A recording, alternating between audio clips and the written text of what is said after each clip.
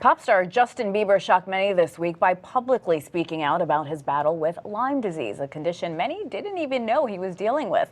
He took to Instagram to directly comment on the TMZ article that broke the news. Bieber revealed that Lyme disease, along with a bout of mono, has affected his skin, brain function, energy, and overall health.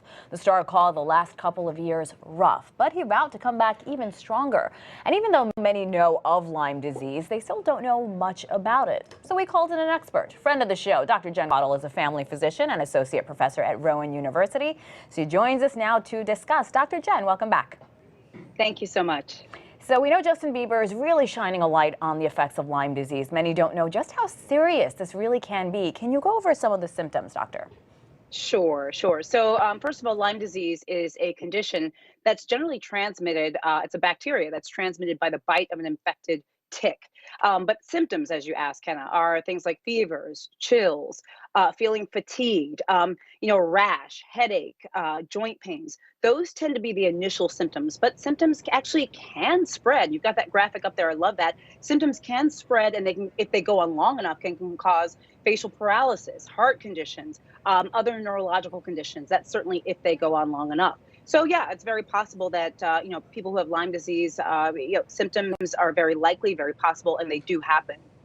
And in his Instagram post, Bieber revealed he's been struggling with this for years, which I think surprised so many of us. Just how long does this disease last, and what does the recovery process look like?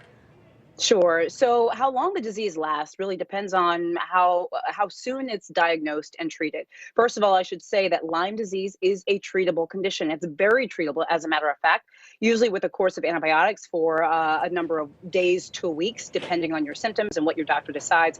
So understand that Lyme disease is treatable, and in most cases is treated and goes away once that happens. However, the big issue often is detecting it. Lyme disease, the symptoms I just mentioned, the fever, the malaise, the fatigue, joint pains, headaches, those are non-specific symptoms. So it's possible for someone to go on for a long time with those symptoms and us not know exactly what's causing it. So I think that's the biggest thing, is being aware and getting a proper diagnosis very early. You're right. The symptoms are very non-specific. So, Dr. Jen, how do people prevent themselves from contracting Lyme disease? Yeah. So prevention really is the key here. And actually, Hannah, if I can mention one other symptom that tends to be very common, we call it the bullseye rash. It's called the erythema migrans rash. It literally looks like a bull's eye. And that's often one of the first symptoms people will see. So I want to throw that out there so people can be on the alert. That's it. You got that right there. That's that rash that we see oftentimes. So anyway, prevention, Hannah, this is super important. Again, this is a bacteria that spread through an infected tick. So you want to avoid sort of wooded areas. You want to avoid areas with lots of ticks. And if you're going into those areas, wear hats, wear long sleeves, long pants. You can even treat your clothing with something called permethrin, which will kind of, help prevent tick bites and things like that. But also use a bug spray, DEET, or some other bug spray you can get right over the counter that will help prevent ticks and other little guys from biting you and making you sick. And for those who have a loved one, maybe even a coworker struggling with Lyme disease, what's important for them to understand about this condition? How can they offer support? Yeah, so being supportive is really, really important, not just with Lyme disease, but really with any condition. Again, Lyme disease can have these symptoms that may seem non-specific, but really can be debilitating for some patients when they're going through the symptoms and before they're adequately treated. So, understanding maybe how they're feeling, and that that they're going through something, I think, is really the most important thing, offering that support.